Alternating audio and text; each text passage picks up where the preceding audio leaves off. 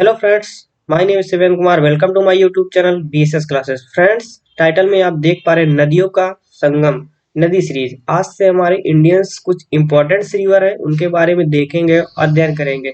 3-4 videos में सभी को अध्ययन करेंगे। आइए देखते हैं आज का हमारा मोटिवेशन थॉट क्या है। कोशिश हमेशा आखिरी सांस तक करनी चाहिए, या तो लक्ष्य हासिल होगा या अनुभव होगा। यानी कोशिश हमेशा आखिरी तक करनी चाहिए, लास्ट तक करनी चाहिए, या तो उससे कुछ मिल जाएगा या तो उससे कुछ अनुभव प्राप्त हो जाएगा। आइए देखते हैं आज का हमारा पहला क्वेश्चन। गंगा नदी कहाँ से बहती है?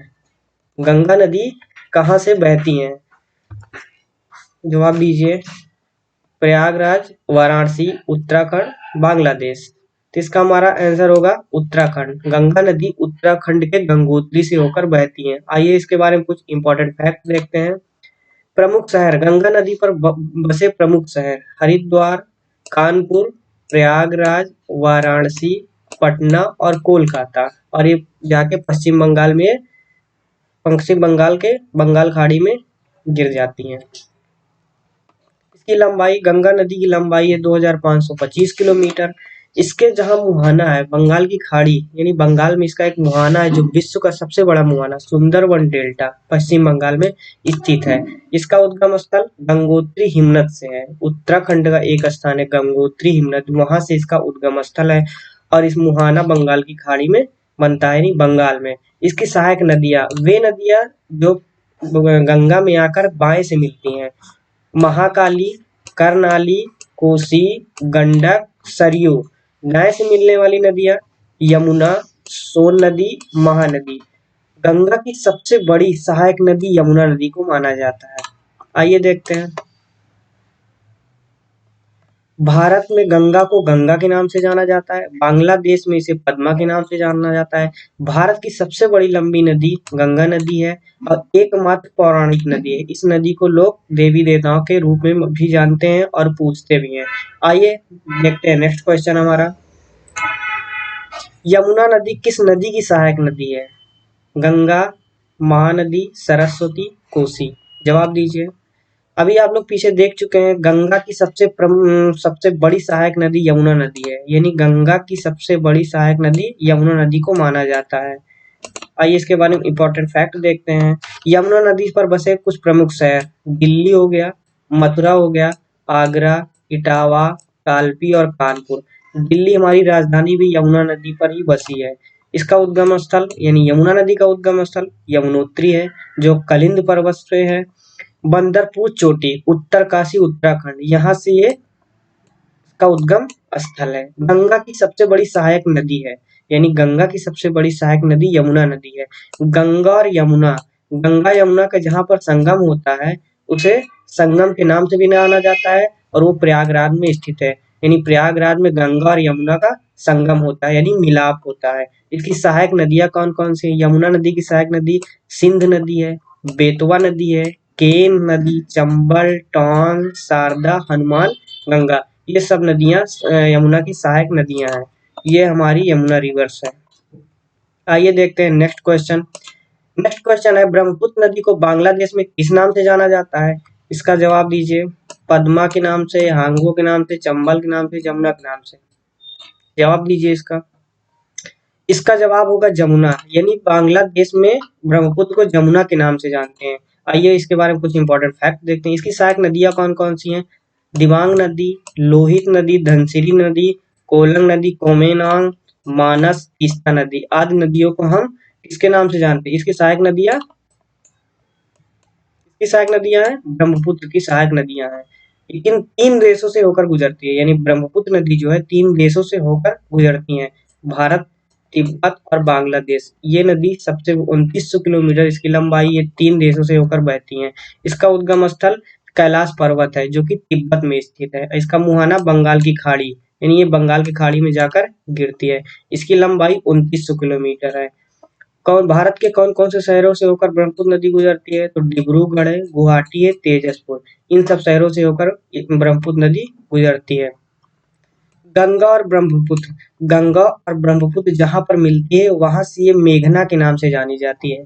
ये बांग्लादेश में मिलती हैं, इसका संगम होता है। तिब्बत में इसे ब्रह्मपुत्र नदी को सांगपो के नाम से जाने जाते हैं। अरुणाचल प्रदेश में ब्रह्मपुत्र देहांग के नाम से जाना जाता है। असम में इसे ब्रह्मपुत्र के नाम से जानते हैं। बांग्लादेश में इसे जमुना के नाम से जानते हैं और चीन में इसे यालू सांग के नाम से जानते हैं। आइए हमारा नेक्स्ट क्वेश्चन है, सिंधु नदी का उद्गम स्थल कहाँ पर है? सिंधु नदी का उद्गम स्थल कहाँ पर है? जवाब दीजिए। तिब्बत, अरुणाचल प्रदेश, अरब सागर, बंगाल की खाड़ी। इसका जवाब है तिब्बत। सिंधु नदी तिब्बत से होकर इसका उद्गम स्थल तिब्बत माना जाता है। आइए इसके बारे में एक इंपॉर्टेंट फैक्ट देखते हैं। इसकी सहायक नदियां, यानी सिंधु नदी की सहायक नदी झेलम, चिनाब, रावी, व्यास नदी, सतलज, काबुल, शोक और कुर्रम, सुनसनी, स्वात नदी, ये सब नदियां सिंधु नदी की सहायक नदियां हैं। इसी झेलम नदी को पार करने के लिए सिकंदर ने पीछे हटा था। ये 3 देशों से होकर बहती हैं, भारत, चीन, पाकिस्तान। 3 देशों से होकर सिंधु नदी गुजरती है। व्यास नदी इसकी सहायक नदी है। इसका उद्गम स्थल तिब्बत के मानसरोवर झील के सीन का बाग नामक जलधारा से माना जाता है। इसका मुहाना अरब सागर, यानी सिंधु नदी भारत से होकर तिब्बत से होकर भारत से होकर पाकिस्तान से अरब सागर में जाकर गिरती हैं। पाकिस्तान की सबसे लंबी नदी सिंधु नदी को ही माना जाता है। किन किन शहरों से होकर गुजरती है? हैदराबाद, लेह, कठोर, बेसम आदि से होकर गुजरती हैं। सिंधु नदी सभ्यता का नगर यहीं बसे थे।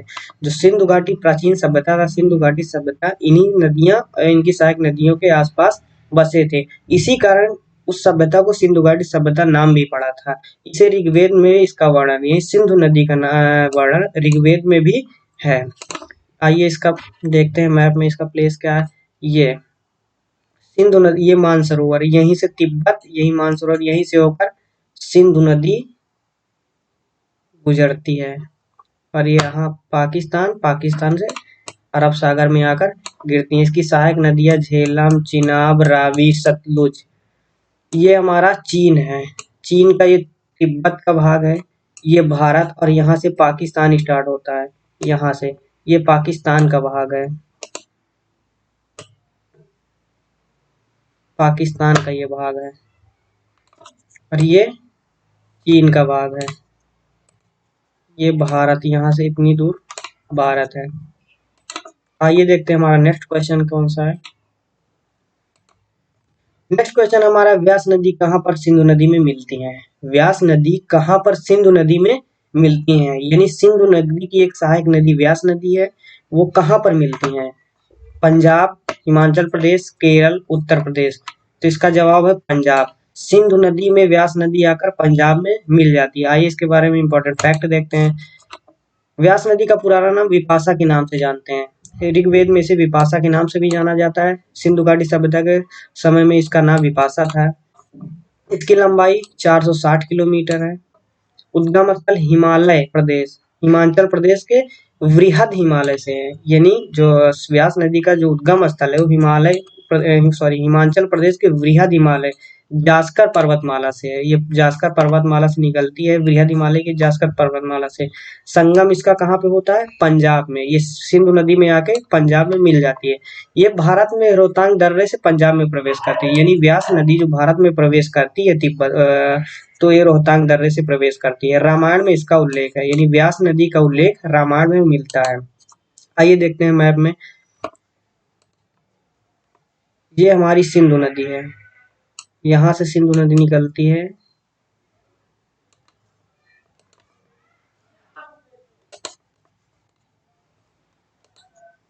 सिंधु नदी का उद्गम स्थल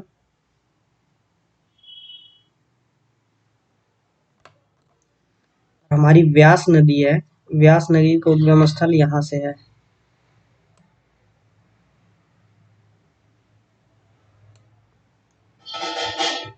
यहीं पे इसका संगम होता है।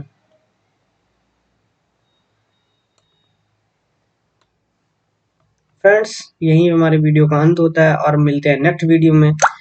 प्लीज वीडियो अच्छी लगे तो मेरे BSS क्लासेस चैनल को सब्सक्राइब करिए और इसे शेयर करिए। मिलते हैं नेक्स्ट वीडियो में, सब्सक्राइब करना ना भूलें। धन्यवाद।